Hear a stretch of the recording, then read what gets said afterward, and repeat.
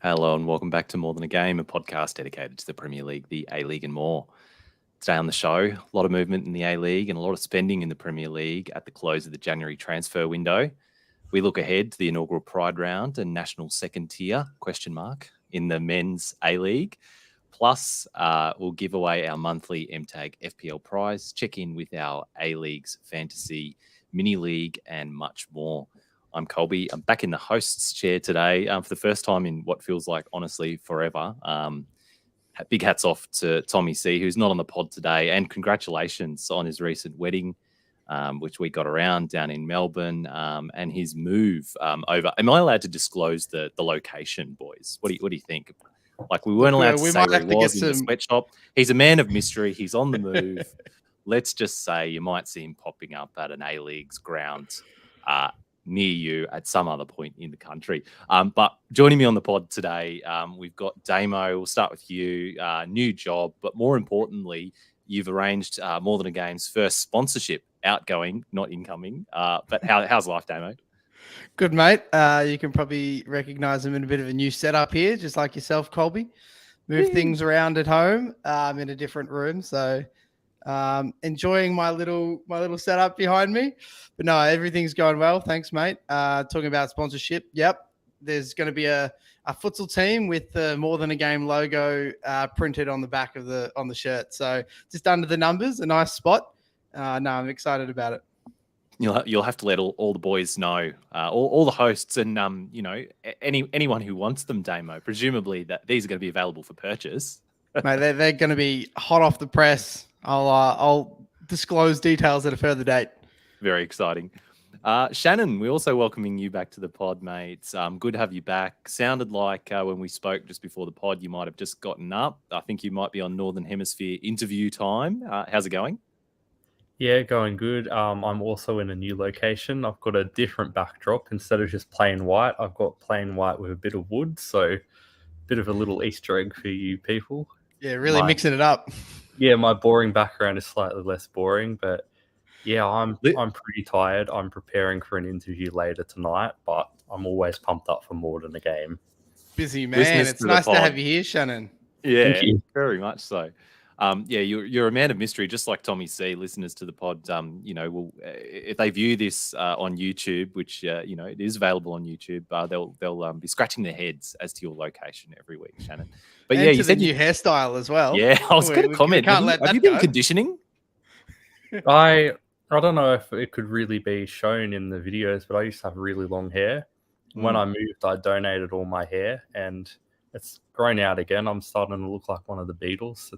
Is that like one of those things, Shanen, like when you leave a house share, like you leave them your old pots and pans, you've just like left them your hair?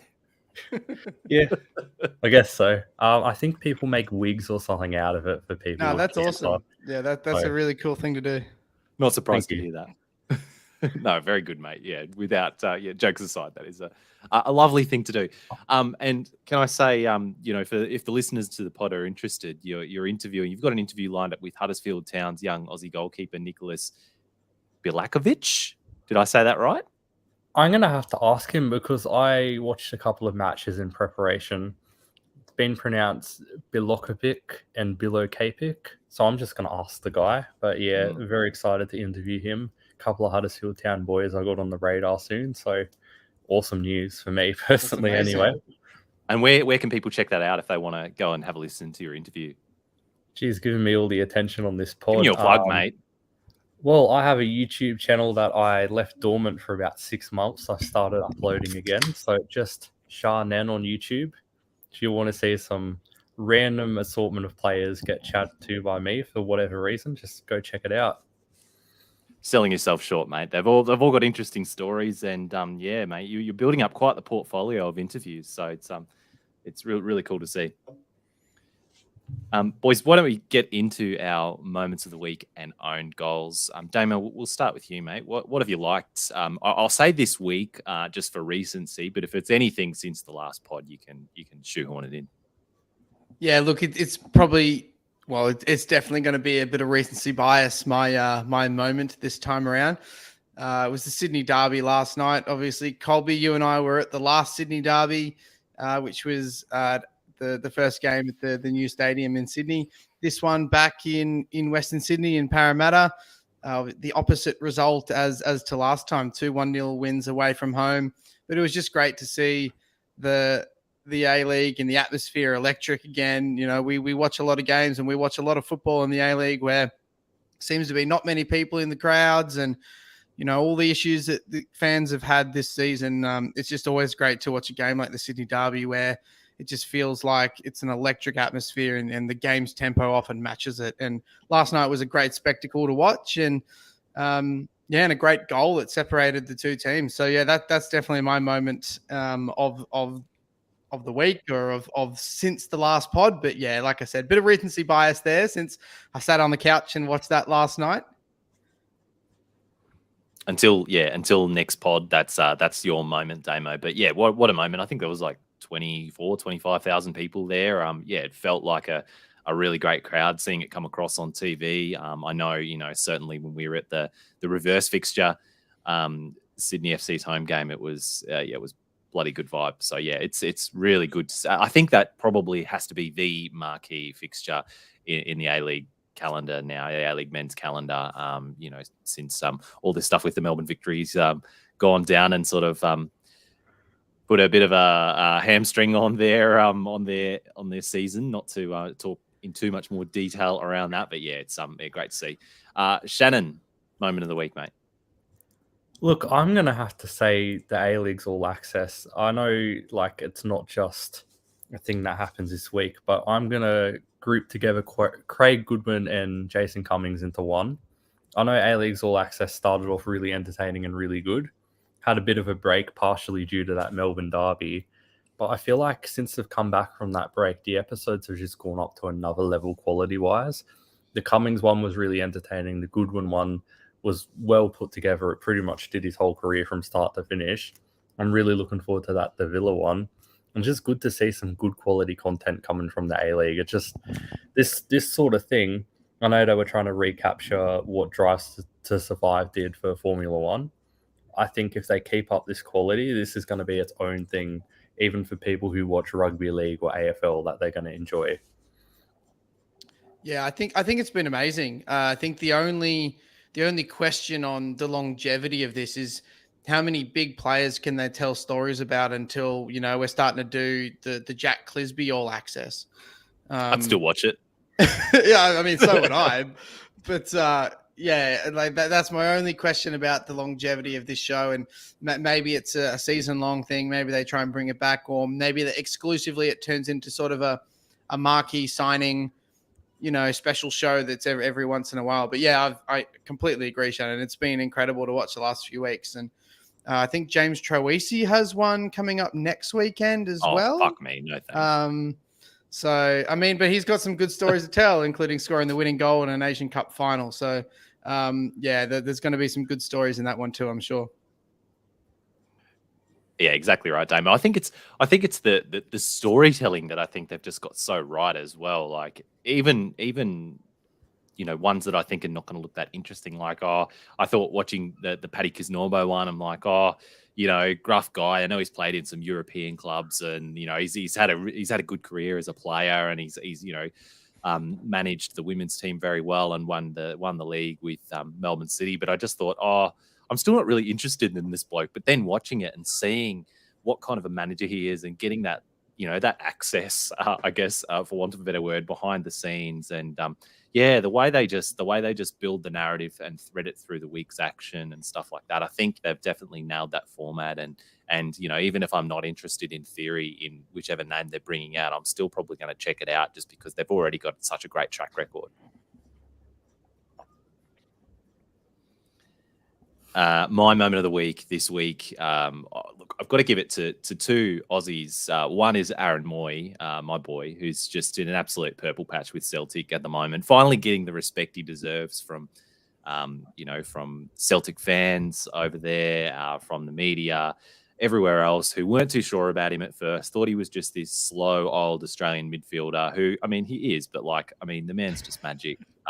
You know, Mia Khalifa was right to have him in her top three, and you know, he scored 6 goals since Christmas. He's won multiple Man of the Match awards. He's won over the fans.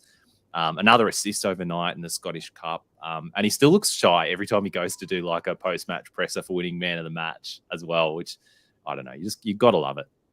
It's very endearing behaviour, isn't it? Yeah. And big Harry Suter signing for Leicester. Couldn't leave him out of my moments of the week as well. He's already made his debut and had Harry Kane in his back pocket last night. So in other things you love to see. But Shanen, what haven't you loved this week? Oh, look, I'm going to go Sydney Derby. Yenny and Bakoto. Look, the send-off, bit bullshit, bit contentious, but the way he handled himself after that, first of all, he was going up to the on-field ref, and then when he was off the field, he was going up towards the VAR ref. Schneiderlin had to come and stop him and put him in his place. Stuff like that just isn't good to see for me personally. Like, I get the emotion, I get the occasion, I get feeling hard done by, which frankly he should feel a little bit hard done by, but to go and do that, that's just a bit silly, and I would be very surprised if he doesn't cop like a 3-match ban or something for that behavior alone. So not to put a downer on last night, but that was something that sort of left a bit of a sour taste in my mouth. Yeah, and I think just from his reaction alone, it almost sort of, in my mind, verified that, oh, actually, he did mean to strike out and hit this guy. Maybe you could see it as an accident, but the way he reacted to the red card, it's almost like, well, you've got this in you to have that sort of action and that decision making about you. So when the red card was given and the way he reacted, just like you, Shanen, I was watching the replays going, oh, did he just push him and his arm accidentally came up? But after I saw his reaction and the way he carried on that you just spoke about, my mind went to, he definitely did that on purpose, and that's a deserved red card.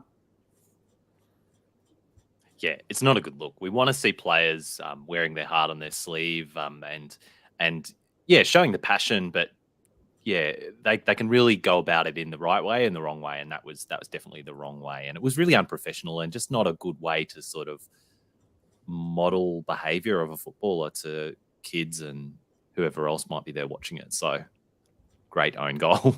Damo, what about you, mate? Yeah, look, we'll probably talk about this when we go through the Premier League and what's been happening in the Premier League since the last pod, but it had to be my own goal or / moment of the week. We have very hybrid model here of own goal and moment of the week, but it's Manchester City and the investigation that's going on into their finances and the brown paper bag system they've been running over the last 4 years. It's, in my opinion, is you let dodgy owners into the league, you get dodgy happenings going on. So it's not a surprise that this has happened, but it's big news in the football world and everything that's fallen out in the last sort of week or so since the news broke. And in a way, I sort of feel a little bit sorry for Pep Guardiola having to be sort of the front man that has to face all these questions that football executives should be facing. He's there to coach a football team and to put a team together and put 11 players on a field. He shouldn't have to be answering questions. But one thing I did particularly like about a response he did during the week was he quoted Julius Caesar in response to one of the questions about, what was going on. So I thought that was quite funny. And in classic Pep Guardiola fashion, he's trying to be Mr. Insightful and trying to be a philosopher. So, but yeah, I'm sure we'll talk about it when we talk about Manchester City in a bit. But yeah, that's got to be my own goal. Mr. Plausible Deniability, fraud management, fraud on the touchlines. All right, my own goal, boys. It's got a similar European dodgy flavor, but it's this newest iteration of the potential new European Super League. Here we go again. Am I reading this? 60 to 80 teams over multiple divisions, with a minimum of 14 games per club. This sounds insane. I think I must be reading that wrong, but I've double checked this. No permanent members or closed shop, but I don't know. Like, it just really smells to me like a Nations League light or a Super League in sheep's clothing. I just don't like it. I don't like it at all. I don't know whether I'm automatically primed to be, to be outraged when I see European Super League stuff. Like maybe they've got it right, maybe they've got the formula right, and it's going to be fantastic. But I just think like these clubs are already playing so much football, and these players are already playing so much football for one thing, and to go into this new thing. But then that's not even to say, the usual questions that we have about where's all the money going to go? Who's going to benefit? And let me tell you, it's going to be like Real Madrid, Juventus, and those other clubs. Notwithstanding, they're not going to be like permanent members. It's set up by those guys, and you can bet your bottom dollar that there's some sort of backroom way that they're going to hold the majority of the benefit of this. Yeah, and look, I think when you called it the Nations League Light, look, they haven't detailed any sort of breakdown of what exactly this 60 to 80 teams over multiple tiers is going to look like, but it feels very much like a promotion and relegation sort of vibe to it. That yes, we don't have any permanent members, but Juventus might finish bottom of the top tier of 12 clubs, and then they'll go down to the second tier and come up the next year because they'll beat all the second clubs. So, you don't have permanent members because there is the ability for them to be relegated, but they're just one team, two teams gets relegated a year. It's essentially you got permanent clubs with permanent income at the elite level. Yeah, and we've got a perfectly good Champions League that gets tinkered with every season and changed around, but I don't know. I mean, we might be here in a couple of years' time going, how great is this? And like talking about it on the pod, but I don't know. I'll believe it when I see it. Let's talk a bit of A-League, boys. The transfer window, January transfer window has shut, and there's been a lot of movement. I think this is pretty usual for the A-League, but my God, when I was like writing these names down, I haven't written them all. I've got them in our notes, boys, but we'll go through them. What I might do is I'll read through like the sort of ins and outs for each of the team, and just sort of we'll get to the end of it, and I'll ask you sort of what did you love, what did you hate, or what did you find interesting, and you can just like call out anything. So we'll start with the VUC for no particular reason other than I wrote them first. Damien De Silva from Lyon. Tommy's boy, Socceroos Bolter, ?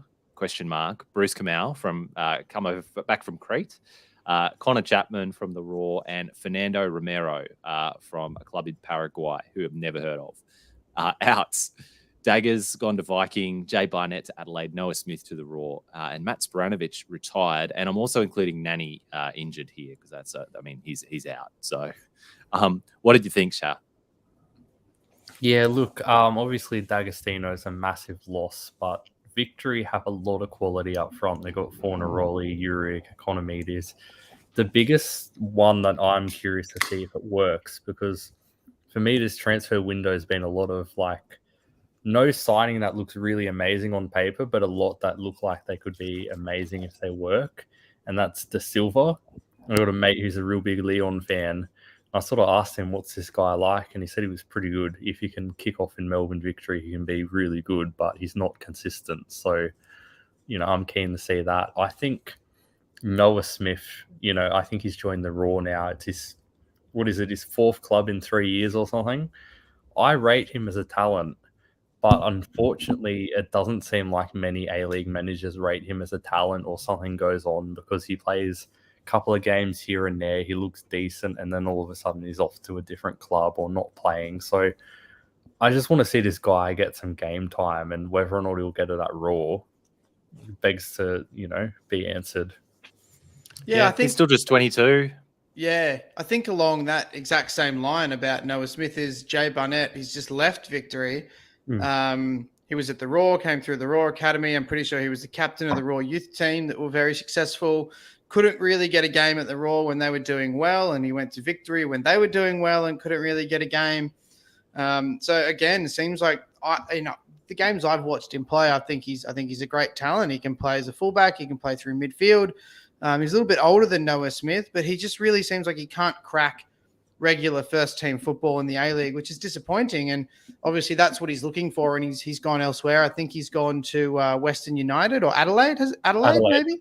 Yeah. So maybe he gets the game time at Adelaide, but Carl Viet, you would rather promote some, 17, 18, 19-year-old kid from South Australia than play a 26-year-old kid that came through Queensland. And that's very, very understandable that's the model at Adelaide United. But for Jay Barnett's sake, I really hope he gets some regular football, because I think he can play regularly in the A-League, and it's disappointing that he hasn't really had that chance yet.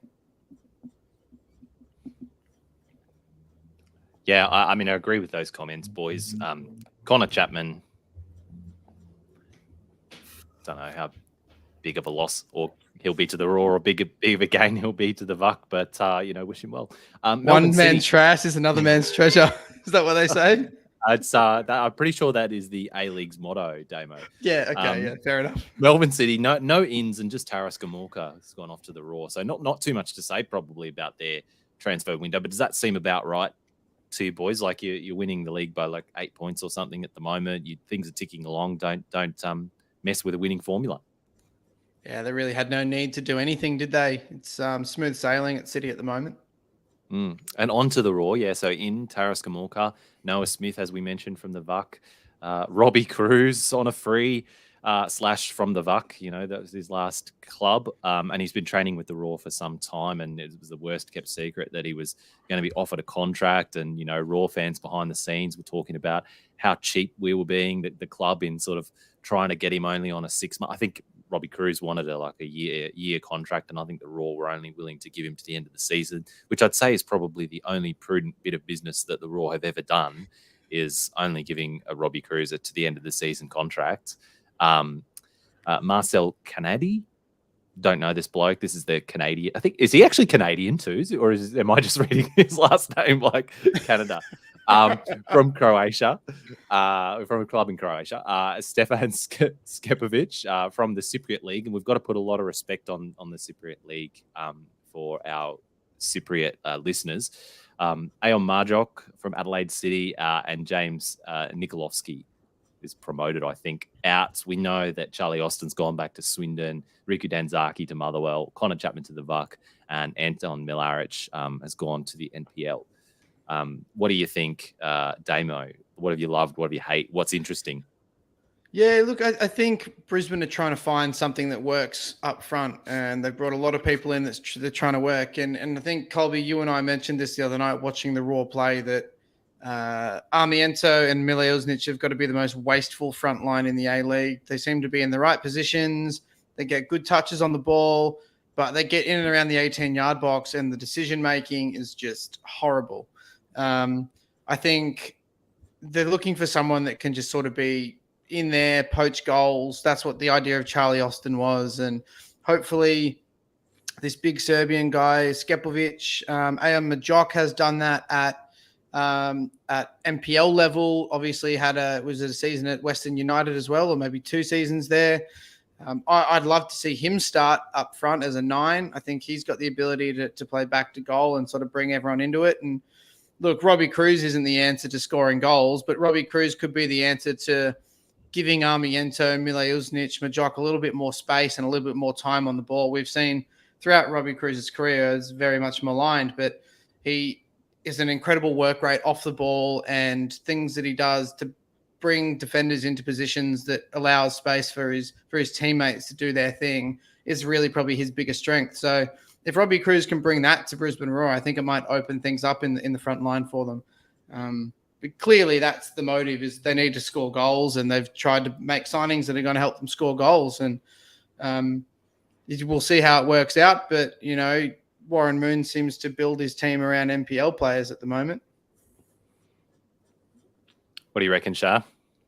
Yeah, when I look at this bunch of players for Brisbane Roar, it kind of seems like they're taking a gamble, because every single player that's signed could turn out to be a really, really top tier signing if Warren Moon can get them right. If Robbie Cruz You say taking a gamble, I say taking the piss. If Robbie Cruz plays well, that's a top tier signing if he can get the best out of Robbie Cruz. But unfortunately, since Cruz has come back to the A-League in his second stint, we've only seen glimpses of him playing his best football. Taras Gamulka, he played, he was starting for Adelaide United. He made a silly move to Melbourne City, barely played, but he was a highly rated prospect. If Warren Moon can get, some of that talent out of him, get him playing consistently, it's a good signing. Stefan Skepkovic, he's had about 150 clubs, but he's played good level. So if he can get him scoring goals, you know what I mean? All these players, Noah Smith included, could turn out to be really good signings. But whether or not he can get all these players to fulfill their potential, with Warren Moon, I don't have much faith. But even if he gets one or two, I think it's been a good window. Charlie Austin looked like a really good signing on paper. I feel like he would have come good. But for me personally, I feel like he was one of the biggest disappointments of the league. With his whole media presence, he didn't take Australia seriously. He didn't really want to be here by the sounds of it.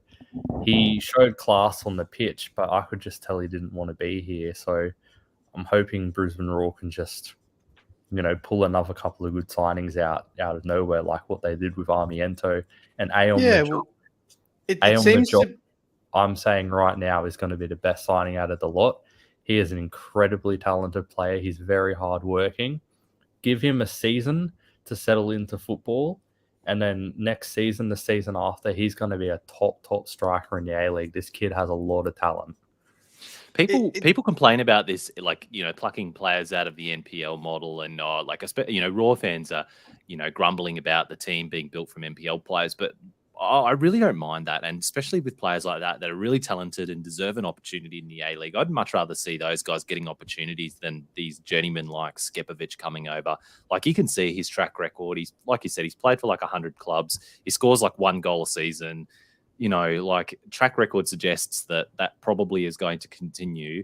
I'd much rather see us taking a punt on local kids from the NPL. If we're going to do that, if we're going to pick out these just bad journeymen that don't even have a place to go and we're just digging through the trash, with the greatest respect to the trash, I'd much rather see that happen. I like the Taraskamulka signing. Hopefully that will allow Kai Truan to play back in defence, and we've got somewhat of a midfield now. But and speaking of track records, like, some of these signings have got to come off if Warren Moon can develop them. But he's very quickly showing in his track record that he maybe can't do that. He can maybe develop some of these young guys like Henry Hoare and guys who are already on that trajectory from the NPL. But what can he do with players who maybe weren't on the right trajectory, and he has to sort of nurture them and develop them?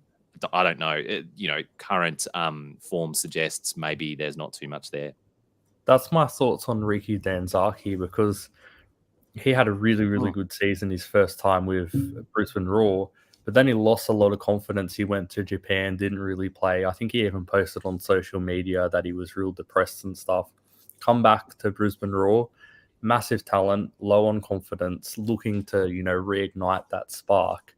Just needs the right manager. Yeah, Warren Moon couldn't get the best out of him. And what was the club he went to again? Motherwell. Yeah, she's fine, thanks. Hey, here he is. But, yeah, very good. I'm hoping he can, do the opposite with someone like a Robbie Cruz, who obviously has been out for 6 months, down on confident, but he's a real talented player. But I'm not too confident. Yeah, look, Warren Moon's clear. Warren Moon and the Brisbane Roar, clearly their program is to pick players that haven't been preferred or that have come from the NPL.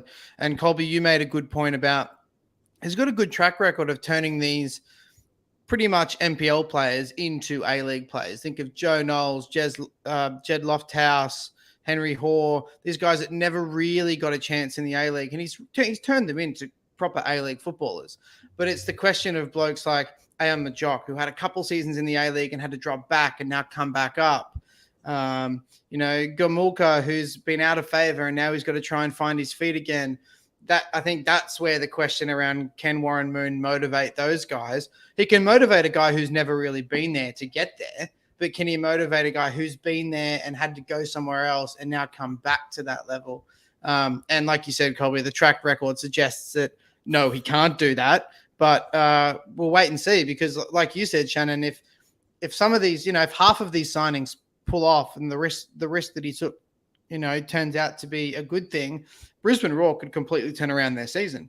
But on the flip side of that is all 7 of these signings could turn out to be flops, and the season could get even worse from here.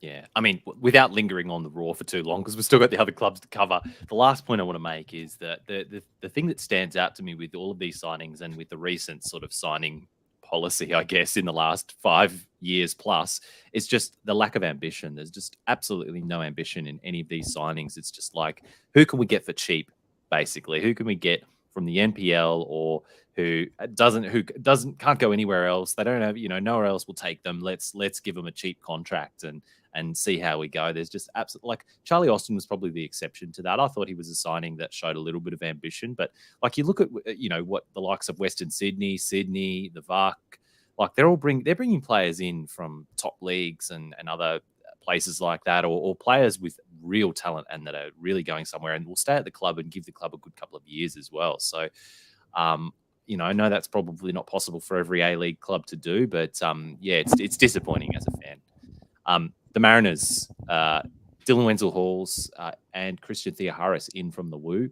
James McGarry over from Newey, outs. We know about Garang Qualls, gone to Newcastle United and out on loan to Scotland. Kelechi John over to Portugal. Michael Roos going the other way to the Roo, and Tom Aquilina over to the Jets. Damo, what do you reckon? Look, I think they're good signings that fit into the way Central Coast already play. Wenzel-Halls suits the way they move forward. McGarry's come right in and he's starting and he's playing good football. Theoharis is kind of that live wire that'll come off the bench to replace Garang Kowal. Like, he's gone for like replacements for the system that he's already built there. And look, we've seen that Central Coast, they work off playing a system of football and they just find the right players to fit into it, regardless of where they come from. So it's a credit to their program and their recruitment. I think they found the right people to continue on the way they want to keep playing football. So I don't think they'll bring any huge improvement, and they're not going to go on and win the league from these kind of signings, but they'll continue to play good football. They'll probably make finals and they'll have a good crack at trying to make a grand final through the finals process, because anything can happen when Central Coast play, particularly the last couple of years. I've liked the look of Theoharis in the first couple of games that he's had back at the Mariners. That's one that's actually stood out to me.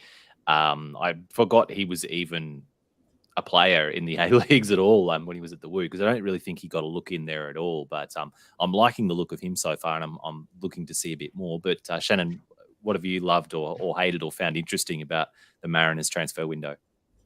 Yeah, you know how we was just saying how Warren Moon can't really, get these players finding their confidence again and all this sort of thing. Nick Montgomery is a player who can absolutely do that. He got Semi Silvera, who had a shit-ass season, no offense, last year at Jets. He looked a shell of himself. He got him playing the football that he was playing in his first stint even better, looking a confident, talented player. Theoharis, he was a talented player at Melbourne Victory, went overseas, had a tough few years, didn't get played at Western United, and look at the difference already under playing for Nick Montgomery in like 3 or 4 weeks. So, Dylan Wenzel-Halls is one I'm excited to look at under, Central Coast Mariners, because he was highly rated at Brisbane Roar. He's not the youngest anymore, didn't really get a starting spot at Western United, understandably, because they got a lot of talent, but we know what the Mariners can do with these players who are looking for a second chance. So yeah, I'm just excited to see all these players come in. Montgomery seems to be able to have a way with players like that, and if a team like Brisbane Roar could even have half that success of turning these players' fortunes around, they would be a completely different side. I believe Montgomery is one of the most talented managers in the league by far. Yeah, I agree with that. And again, after seeing the Garang Qual All Access episode, and also just seeing what he's done with developing these players. So I think Dylan Wenzel-Hall's excited to see what he can do under Nick Montgomery, and I think that system and that club is going to suit him well. Newey then just down the F3, Philip Kankar from Livingston, Manabu Saito from Suwon Blue Wings, who I think made his debut just before we were recording this pod, and Tom Aquilina from the Mariners. Jordan Elsey goes across to Perth, and James McGarry, the other way back to the Mariners or over to the Mariners. Shannon, what do you like, not like? What's got your attention here? I know we're not talking about Perth, but Jordan Elsey going to Perth is one of the strangest moves of this window for me. If there's one position Perth Glory don't need reinforcements, it's as a centre-back, especially a tall, slow, aerially strong centre-back. They got Latchman, they got Beavers. That just baffles me. But I'm excited to see Philip Kankar. He looked decent last year for the Wanderers. He went overseas. It didn't work out. Aside from that, not really too much. I hope Aquilina gets a good run because I like him as a bloke, but there's not been too much for the Jets that really has caught my interest, to be honest. Damo? Yeah, not much to say about those moves. Pretty much bang on with Shannon's opinions there. Yeah, but I know Perth don't need a centre back, but what are their stocks of emu celebrations like? That's they might have a need. Sydney FC, Joel King back on loan from his club in Denmark. Yazbek over to Viking with Nick Daggers. Connor O'Toole released and then picked up by the Woo. And Adrian Vlastelica, his contract wasn't renewed. Assume he'll go back to Sydney Nazis or whatever they are.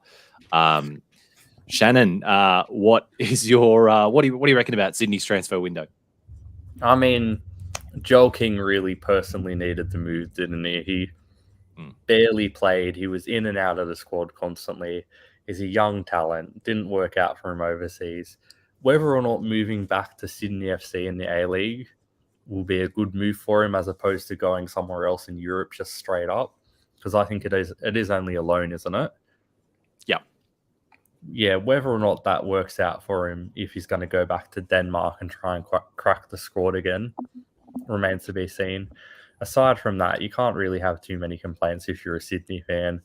You bring in Joel King, you're not going to keep Connor O'Toole. Wilkinson comes back from injury, you're not going to keep Vlastelica. So I think Yazbek going overseas, he deserves that move.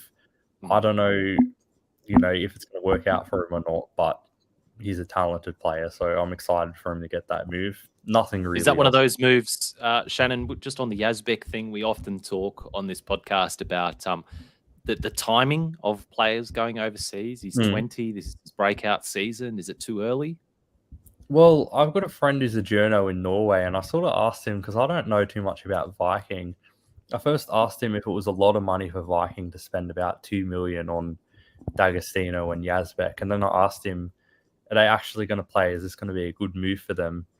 And my mate reckons, Viking's a pretty good club set up for him. I think D'Agostino's already started, already scored. So, yeah, I think as long as he gets game time overseas in Norway, it's going to just keep building him up.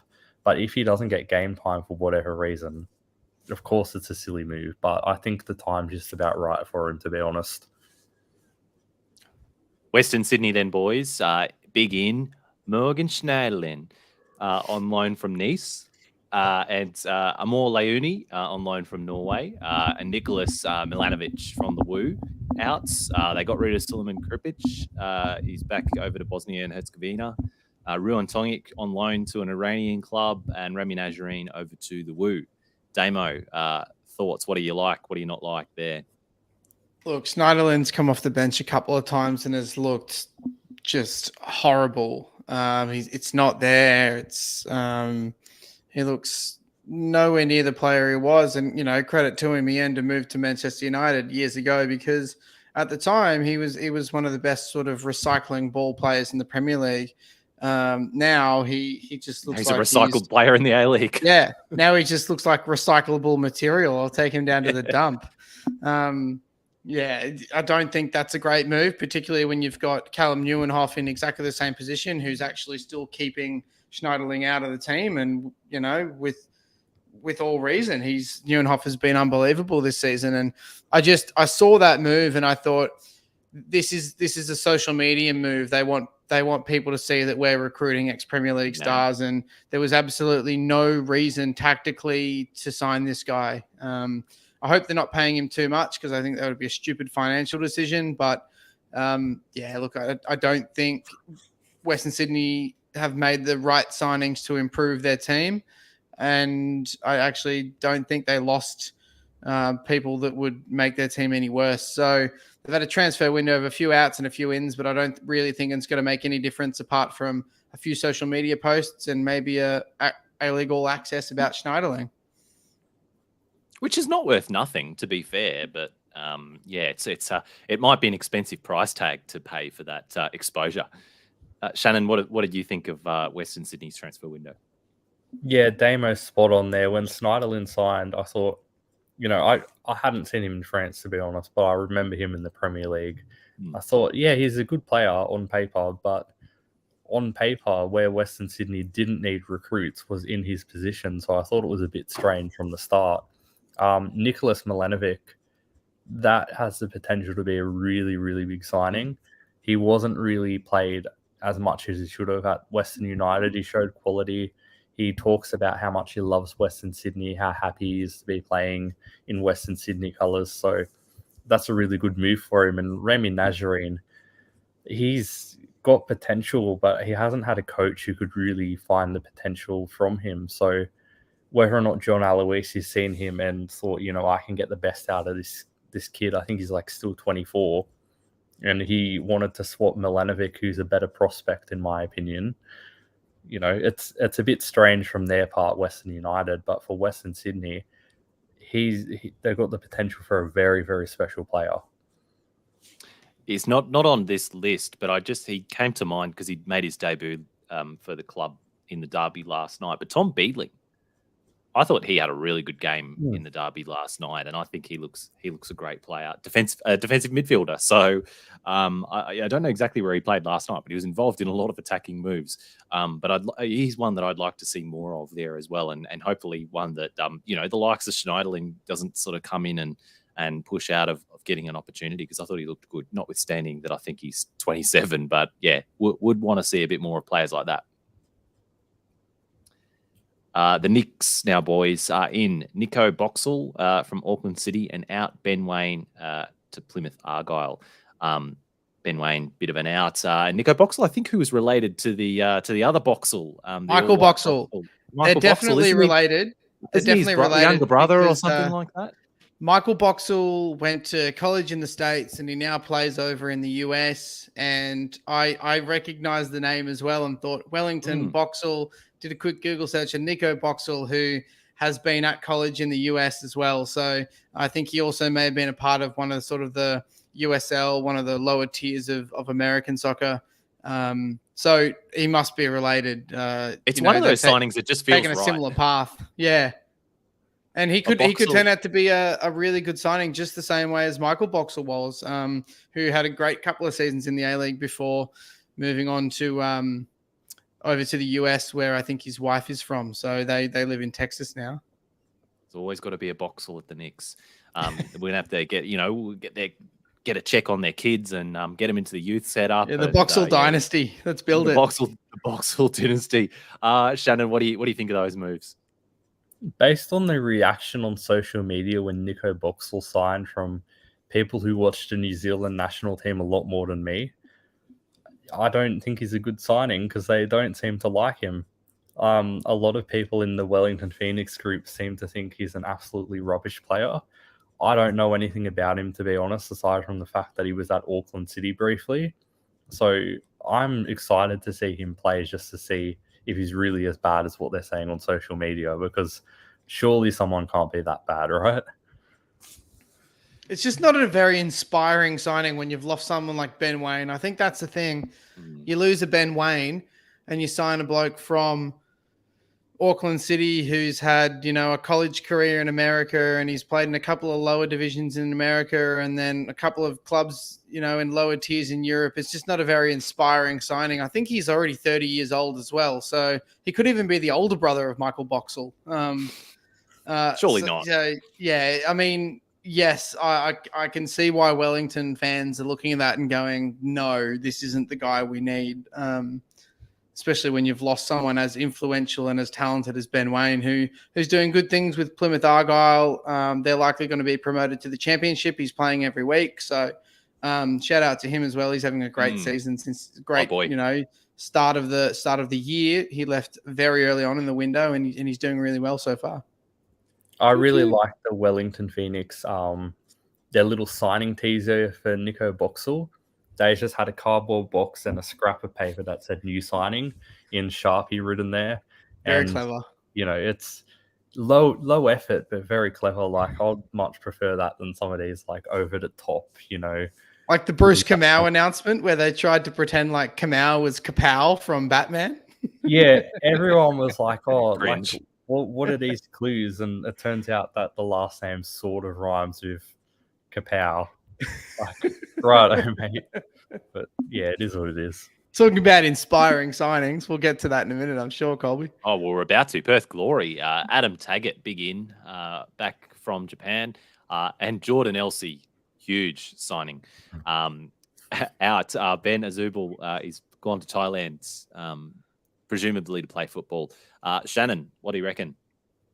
Yeah, I know we're probably going to play this on roll the tapes or whatever, but I said in the preseason show or whatever we did that I thought Ben Azubal was going to turn out to be okay. He did show glimpses, to be fair, in some of his matches. I think he hit the post a couple of times, but he's gone after like 3 or 4 months. So that's a big fat L on my part. So yeah, it is what it is. Adam Taggart, I'm very excited to see play. I thought, I could be wrong, but I thought that he and Tony Sage had a massive bust up when he left Perth Glory last time. I remember Tony Sage going on about how they looked after him when he was injured and then he left for the Raw and all this stuff. So I wonder how they mended that relationship. I hope they do a A-League All Access on Adam Taggart and Tony Sage, because I really want to see, the conversations when they first get in the room after that fire exchange and sort of go like, hey, man, like, sorry about that. So some like pretty good signing to bring back Adam Taggart. He's a Perth boy. Jordan Elsey, I already mentioned, and, they haven't lost too much, to be honest. It almost feels like Taggart is an all-access signing, much like Schneiderling. He's got a story to tell. He missed out on the World Cup after having a pretty good season over in Asia. So he's going to have a good story to tell, and that's probably going to be pretty interesting about that whole relationship with Tony Sage. My mind went there as well when he went back to Perth. I thought, well, that's a surprise. I expected him to go somewhere like Adelaide or maybe back to Newcastle, where he had that really good season years ago. It was a surprise to see him go back to Perth. He clearly wanted to be sort of home and towards the back end of his career, and mended that relationship. Speaking of Adelaide, boys, we better just mention them as well. Jay Barnett in from the VUC, Luke Doozle from the Woo. And one day I'm going to say is an out, considering his leg got snapped in half like 2 weeks ago. Shannon, thoughts on a relatively quiet transfer window for Adelaide? I'm looking forward to seeing Luke Doozle play. About 2 seasons ago or 3 seasons ago, Western United auctioned off a couple of jerseys for Food Bank. I snapped up a couple of them, and one of them I decided to get was Luke Doozle because he was starting to break through to the squad. He was playing really well. He was a young Socceroos star and all this, and he looked like he was going to be one of those players that it's like, thank God I got his jersey before he's massive, and he's going to be a real talent, and this is going to be real special. And then he's just never played. So I think I cursed him with that. So I'm keen to see him actually play again, to see if he can fulfill that sort of potential and make this shirt I got in my closet be a bit more special. Do it for Shannon's shirt. Yeah, I mean, Damo, these are two guys, like you were saying, that we haven't seen too much of these two. Do either of them? I mean, you mentioned about Jay Barnett before, so I guess you're hoping that he gets a bit of a look in at Adelaide. Yeah, look, I think he's been brought in as a bit of a right back cover with Juande out, obviously with his leg, and he's played at right back as coverage, and Barnett can play either full back or through midfield. We've got a lot of sort of defensive midfielders and 8s at Adelaide, but he's an option and his depth, and I think that's his versatility is why they brought him in. But all in all, much like a couple of the other clubs, they've lost a few, gained a few that really won't make them a better or worse team, in my opinion. The Woo have had an interesting transfer window. I feel like we've mentioned them because of all their players sort of moving around. But Rami Nazarine's come in from Western Sydney. Michael Roos has come in from the Mariners, and Connor O'Toole's been picked up after he was released from Sydney. Dylan Wenzel-Hall's going the other way to the Mariners.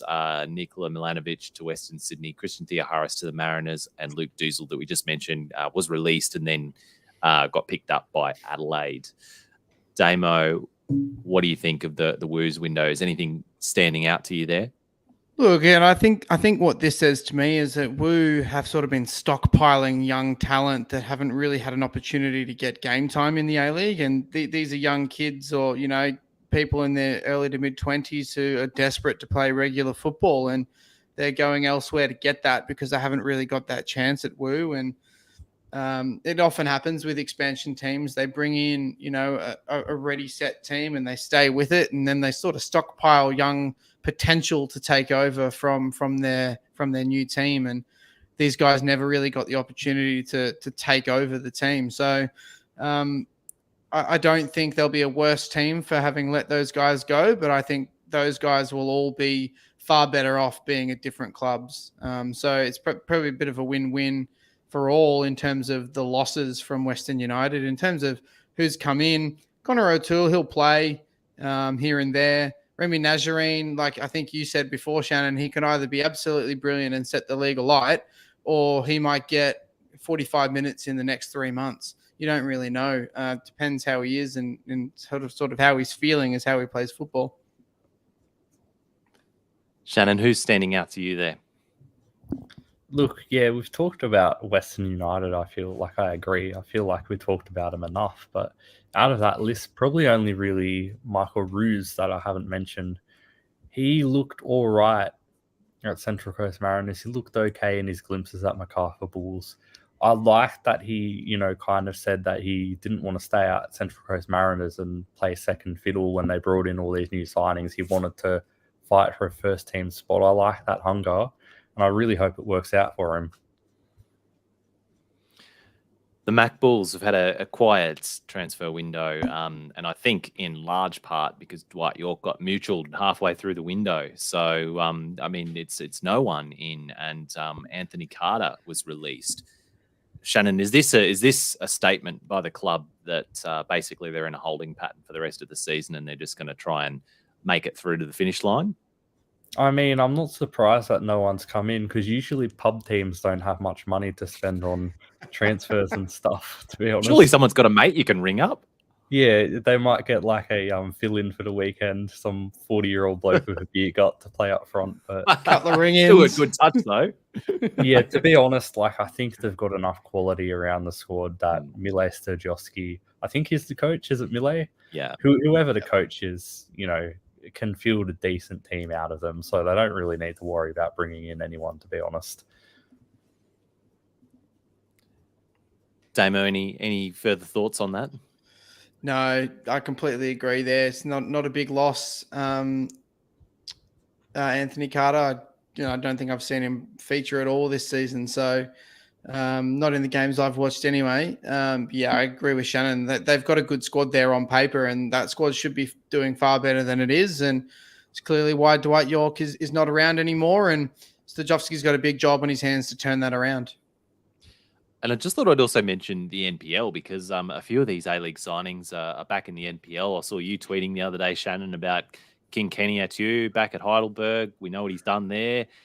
With your boy Damo, Kane Shepherd, so that could be pretty potent. And the Petratai, both the Petratai are there. Well. So Dimmy's clearly doing his thing, but both of his little brothers are both at Heidelberg, and the Franjic cousins.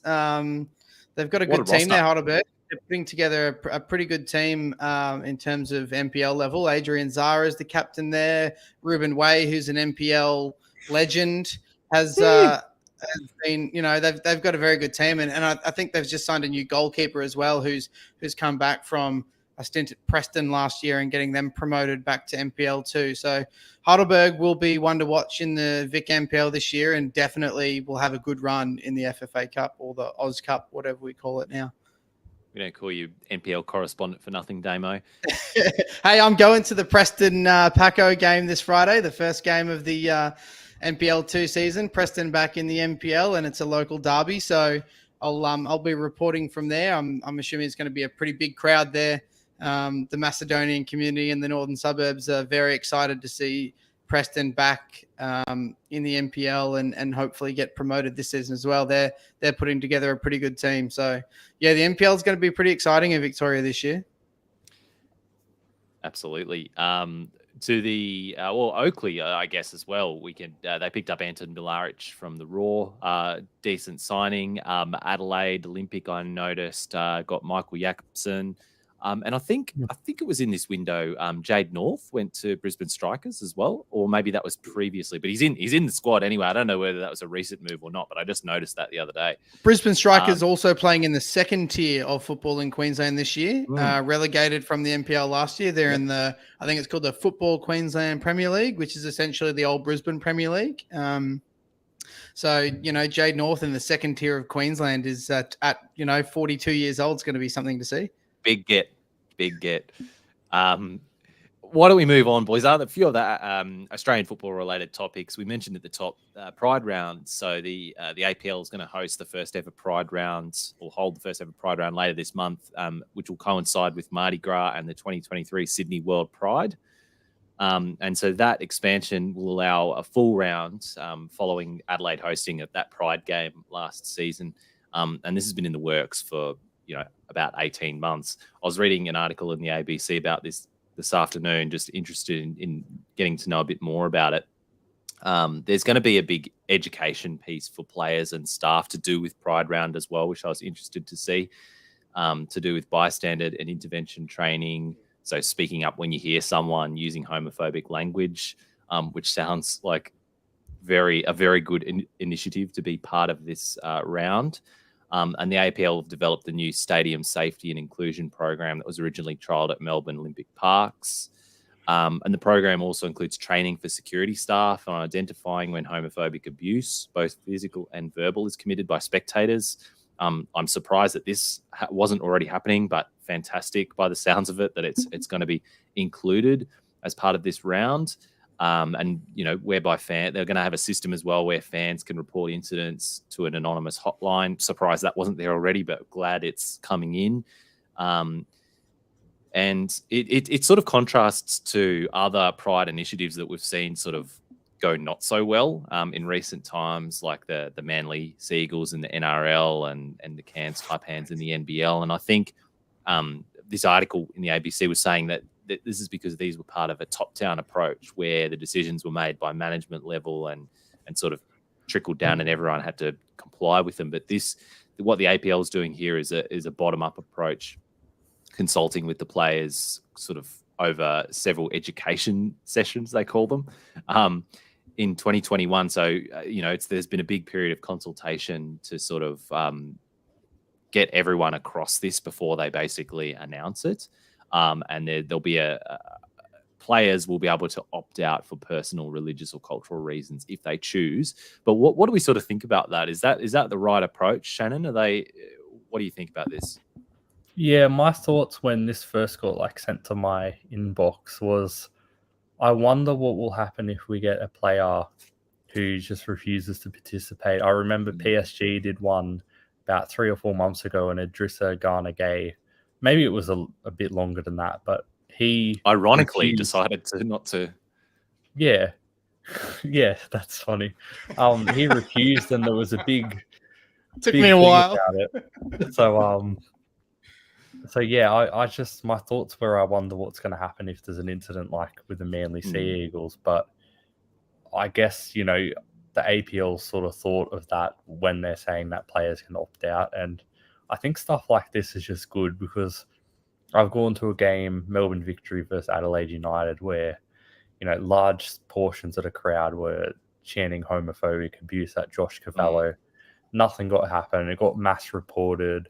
I think it was even on the news and all that stuff. And it was sort of swept under the rug. So it's sort of good to see the APL take a positive step forward to introduce something like this. Yeah, look, I think this has been a long time coming. off the back of the plebiscite the country had a few years ago, and the new generation of people that are coming through, a new generation of football fans in particular. I think a lot of this has been influenced by the A-League women, who have very openly been, pride accepting for a very long time, since the inception of their league. So you can't discredit the influence that they have had now under the umbrella of the A-Leagues too. So it's a great initiative from bottom up, and the more stuff we can do like this. And I think, Colby, you mentioned before, a lot of the other stuff has sort of been top down. The way this has been built from in discussions with the players over the last 2 or so years, I think that there are protocols and there are processes in place for, if we do see someone that does not want to participate, for an acceptable way for them to opt out without having there to be mass hysteria around why they've done it. And I think that's really important, is that we have to recognize that this is in celebration, and this is in acceptance of a lot of people, but a lot of people still don't accept this too. And I think the A-Leagues have done a really good job to mediate between what those two parties are, whether how big or how small either party is, hasn't mattered. It's you have an option to do this or to not do this. And I think that's been a really important thing. And I'm just glad that we now finally have this, and it's a proper round, and it's going to be a fixture round in future seasons of the A-League men's. It's been a long time coming. I'm glad that it's here. I mean, purely just because even if we don't have it quite right yet, it can be tinkered with, things can be adjusted. We can emphasize what works and we can fix what doesn't. But, ultimately it's for, people who are part of the LGBTQI community. Like you sort of can't be what you can't see, right? And you've got players like Josh Cavallo coming out, and this just needs to be there. So glad it is, and looking forward to seeing it. It's going to be happening later this month, so very, very good. And I'm looking forward to some of the kits. That's what I'm looking forward to. Is what are the special kits these clubs are going to release? We've seen Melbourne Victories, which was a bit underwhelming in terms of what their Pride Round kit looks like, but I'm sure some other clubs are going to come out with some really good kits. All right, boys. Sydney Derby we mentioned before as well, but I wanted to talk a little bit more about the game, because great game, but just some of the things that we've seen kicking off. You mentioned Yeni and Bakoto, Shanen. He wasn't the only one who had, who was sort of wearing his heart on his sleeve and had a very passionate reaction after the match. We had Borello coming straight off in the presser being like, Sydney didn't deserve it. They got lucky. They just scored a goal, and we were all over them, etc., etc. Is that too salty for you, or refreshing honesty? I think in any other situation that wasn't a derby, that would be too salty. But you kind of want those sort of comments, that bit of fire and that bit of passion in the derby, to be honest. So I love it. At the end of the match, Corica and Rudin as well going at each other, or more so Rudin going at Corica. Stuff like that makes the derby a lot more, personal for me. So I don't have a problem with it on derby day. Yeah, you love to see the passion, and that's what derbies are all about. And I think I spoke at the top of the show, that was my moment of the week, was the derby as a whole, and the electricity that a derby brings, and what that brings out in people. And, the red card and what we saw after that. Shanen, you spoke about that. And, that's fueled by what is going on in and around the ground before the game, during the game. People are just so passionate about this fixture, and it's so good to see a game like this in our country that we get to see, multiple times a year, because it really it invigorates me as a football fan, particularly who loves local football here in Australia, to see that, people are this passionate about this game and this passionate about their club, to the point where everything is on the line in a derby, regardless of where you are in the league. And Shanen, we've got a question from on Twitter from listener Tito Perez. In a fight between Corica and Rudin, who do you think is the winner? Oh, look, easily Rudin, to be honest. He's like twice the size. Sorry about my cat. He's twice the size, and he's absolutely unhinged. There's no contest there, to be honest. I reckon Corica would fight dirty, though. Yeah, he'd be the cheap shot kick to the balls or something halfway through the fight. Just just to get a shot in because he's getting pummeled. And going back to before the match, we saw some very good and very interesting tifos. The Freddy Krueger number from the Wanderers was just brilliant in my opinion. And I'm not allowed to call it a tifo. I'll call it a banner because we'll get pulled up by our listeners. But we had a banner that said Sydney Boys / HCS equals pussy mentality, not ultras mentality.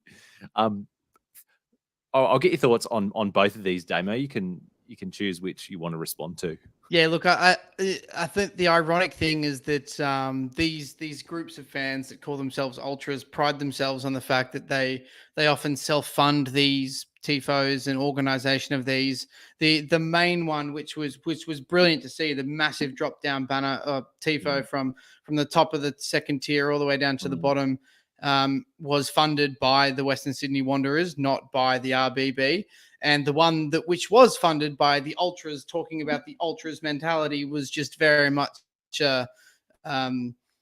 bed sheet with paint kind of vibe. So I thought that was quite ironic. But look, their message was made. The RBB made their point made across their tifos and their banners. And look, they had a great day out, as you do at a derby, and you get to poke fun at your rivals. And Sydney FC really had nothing in comeback. So I think that's if you look at that, they may have lost 1-0 on the day, but I'm sure RBB and the hardcore fans of the Western Sydney Wanderers would say they got a leg up on that one. So in the derbies, whoever has the better tifo ends up losing the match. Yeah, it seems so, because in the one we went to, Colby, that Sydney FC had a great setup too. So look, maybe these clubs are spending too much time on what their fans look like and not how they're playing for 90 minutes on the field. But I love to see that kind of stuff in the A-League. It just shows that, we do have, like I keep harping on about it, but we do have incredibly passionate people involved in football here in Australia. And you really see it in games like that and organizing stuff like that. It was really incredible to see. It's probably one of the best tifos I've ever seen in the A-League, that big Freddy Krueger drop down. Well, speaking of performances, let's just talk a little bit about the performances and how these teams are going, because that result sees Sydney FC come to within a point of Western Sydney in fourth place now. So, Shanen, Western Sydney, are they the real deal?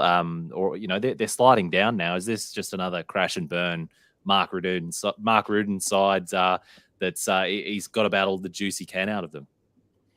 Yeah, look, it seems that way at the moment, doesn't it, to be honest? Because I thought even if they could get a point out of Sydney FC, even though personally I thought they deserved the win, but if they could get a point when things aren't going their way, I thought that would sort of stop the slide. But when you say, how close they are, I didn't realize how close they were on the ladder till you mentioned it. That's a big result for Sydney FC, who at the start of the season was struggling. People thought Corica was going to get sacked. Results like that probably have kept him in the job so far, and he's kept the job by the skin of his teeth. But to be fair, he's pulled it back very well. And Damo, then are we sleeping on Sydney FC? Are they back?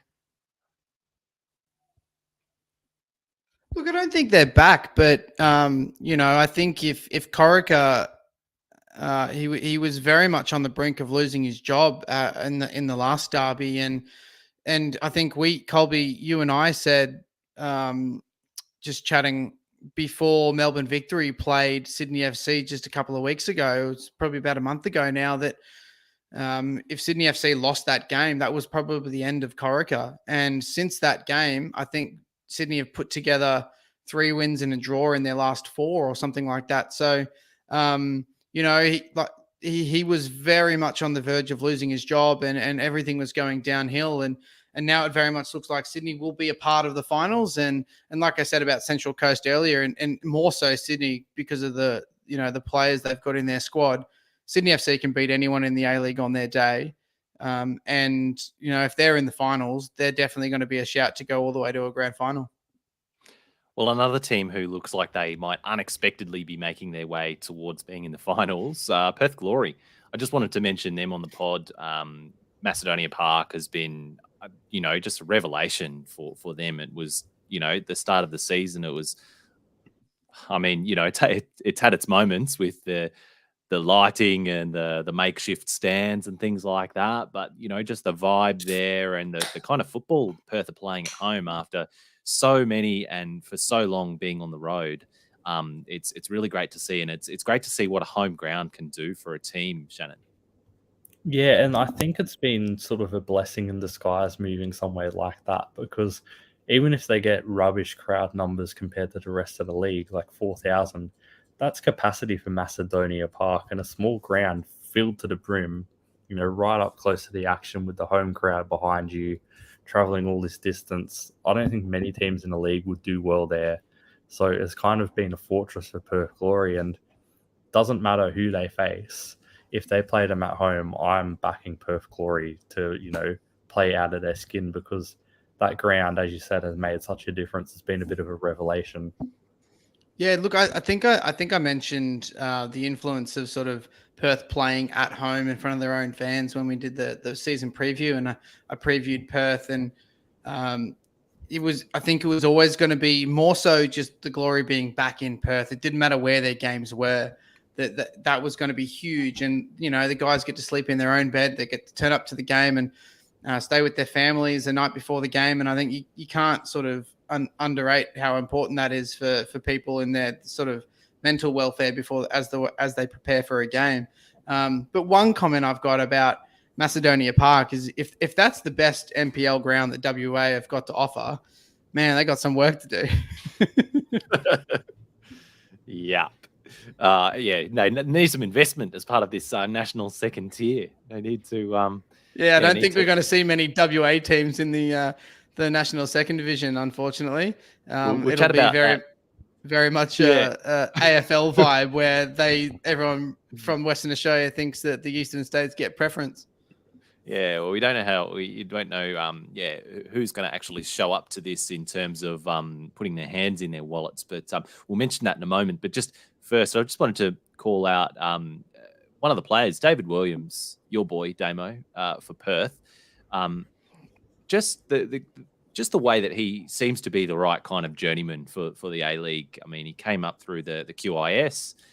He was an inaugural player in the A-League. He only had 2 appearances for the Raw, but he's played for the North Queensland Fury, Melbourne City, the Knicks, and now back to the Glory. Was capped twice for the Roos, but he's played all over Europe, in Denmark and Hungary. He's also played in India. So, Shannon would have had eyes on him there. But this season, at 34 years old, 5 goals, 2 assists in 14 appearances. If you compare him, Shannon, to players like we were talking about, Skepovic for the Raw, is this sort of what we want more of? Well, yeah, to be honest, coming into the season, I don't know if I mentioned it or not, but I wasn't too confident that David Williams would do very well, because in his last season in India, he really struggled and he started to look like he'd lost the pace. He started to look like he lost the touch, bit of confidence. But he's completely just come back and he's been as good as he's ever been in the A-League pretty much, even at 34. So players like this who know the league, who respect the league, who will take it seriously and, put their heart on the sleeve are worth 100 times any big name player, to be honest. I'd much rather David Williams, who takes the league seriously, brings a bit of quality and just knows the league, rather than someone like Charlie Austin, who's got the big name and kind of walks around like he's bigger than the league, doesn't really give too much of a shit if Brisbane Roar do well or not, to be honest. So, and look, and I talked about Perth Glory as a whole. Players get to stay with their families, stay in their own beds. The whole time David Williams was playing in India, his family and his kids were still living in Brisbane. That's a difficult thing to do. He wasn't there for a short period. He was probably there for 4 or 5 years.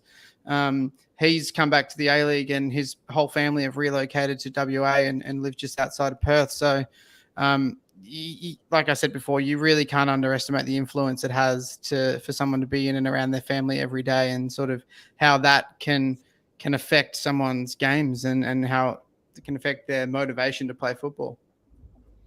And so Perth is sitting 7th on the league table now with some pretty good performances, particularly at home.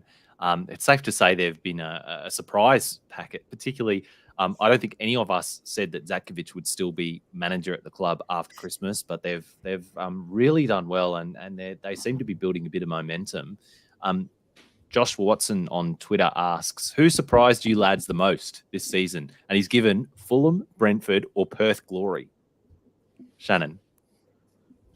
I'm probably going to say Fulham because I believe, look, I could be wrong, but I believe I was always on board the Perth are going to make the finals train. I think I said that. I can fact check that because I've got your ladder prediction in an Excel spreadsheet somewhere. I think on the actual pod I mentioned as well, like Ryan Williams and all these Perth signings were going to be good. I could be wrong. I could be talking out of my ass, but I believe I was always on the Perth train. So yeah. Watch me make a fool out of myself and be wrong and have them tip 12 or something.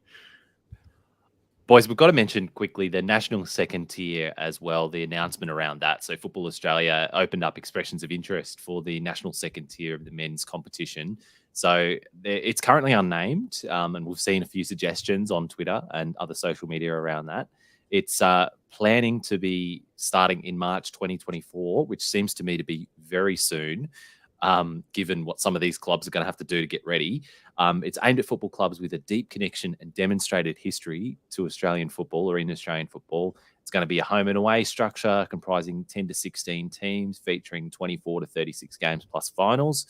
And eventually there'll be an opportunity for promotion and relegation to be considered once the competition is mature, whatever that means and however long that will take. So I can see there's big wiggle room for Football Australia, but clubs, there's a lot of conditions that these clubs have got to have. They've got to have professional contracts for all players with salaries paid 52 weeks of the year.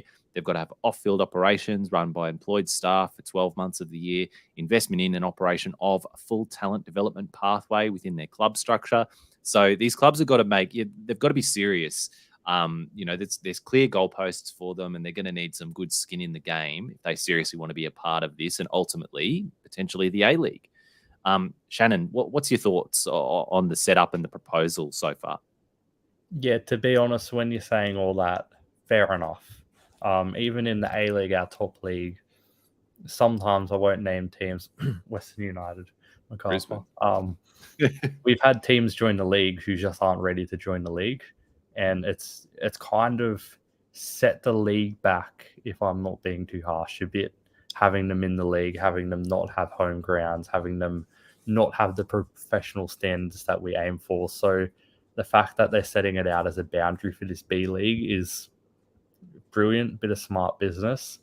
I'm curious to see who's going to get picked in the B League because I've got a mate who's a player and he got offered a contract from Brisbane Strikers stating that it would be for the B League about 6 months ago, even though that they've been in the second division of Queensland football for about a year or two. So whether or not that's just them being ambitious, for example, or they've got some sort of thing set up, it's a bit strange, but I'm keen to see who gets in, whether or not it's going to be like the typical ones people think, Wollongong, South Melbourne, Adelaide City, or whether it's going to be a couple of random ones, a couple of franchises.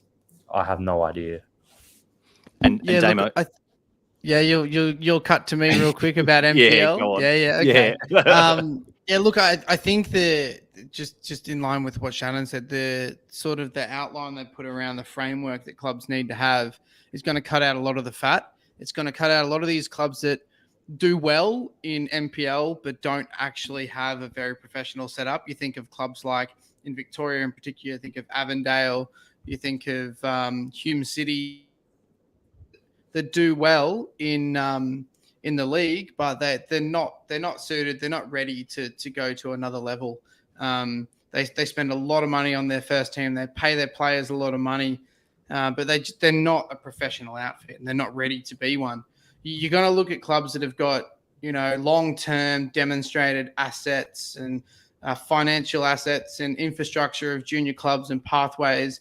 And they're traditionally going to be the clubs that we've seen in the NSL. I think Marconi, Sydney United, Heidelberg, South Melbourne, Melbourne Knights, Brisbane Strikers, purely because they've got income streams from everywhere and they've got assets. They own their own stadiums that can hold 10 to 15,000 people.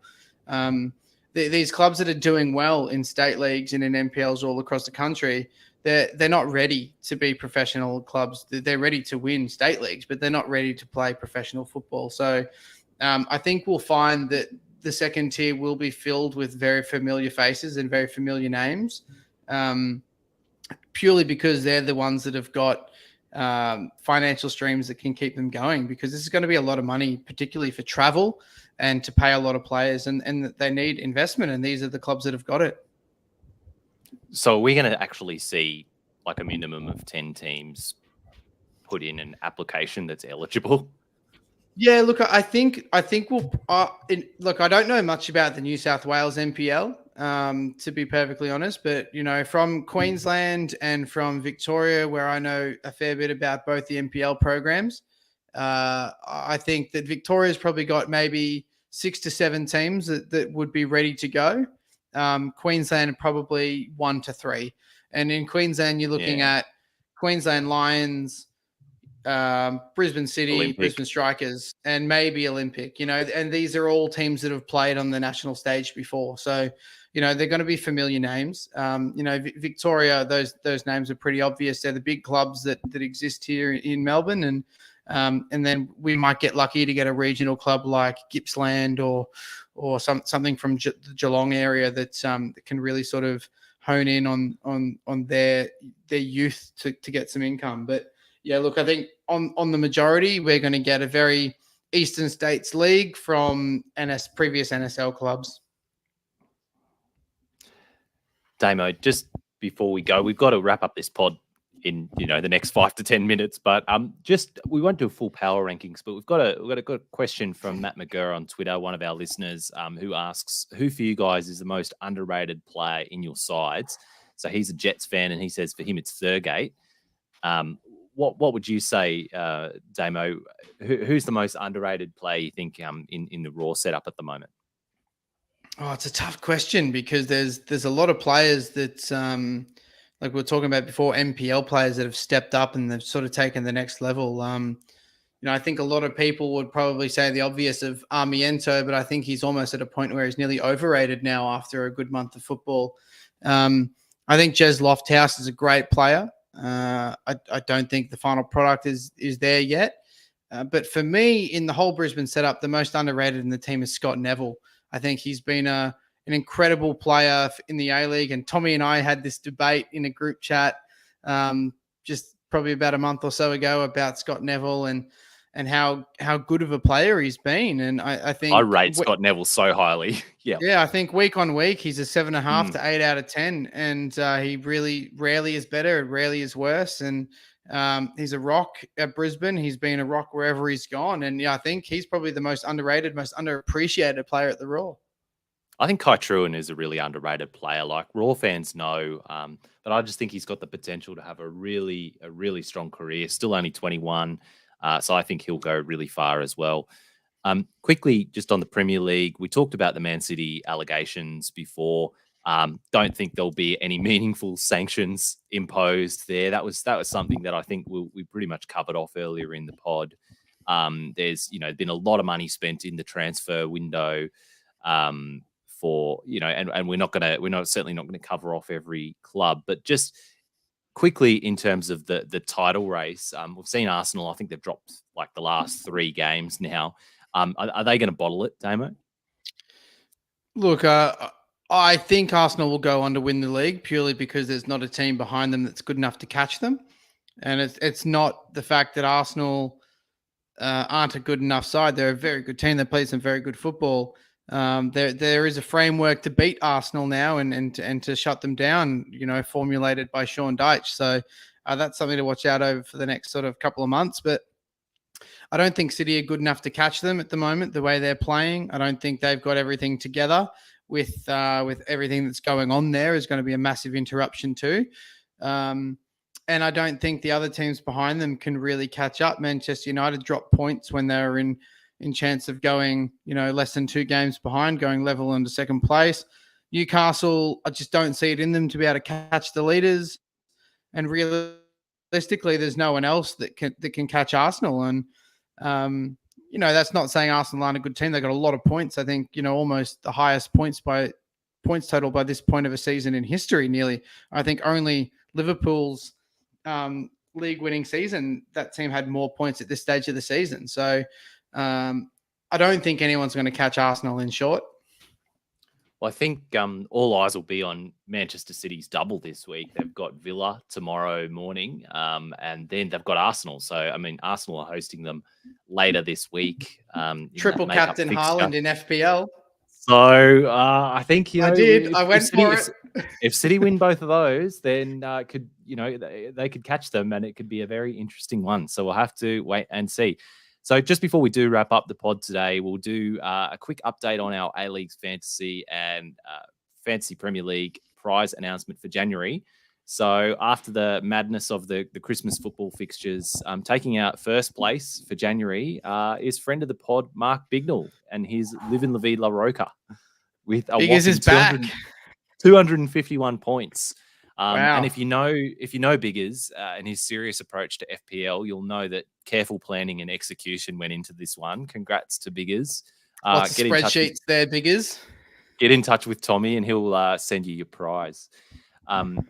The More Than a Game panelists overall ratings, we'll give you an update on those for anyone who's interested. Damo, you're leading the pod panel still. You're in 11th on 1359 points.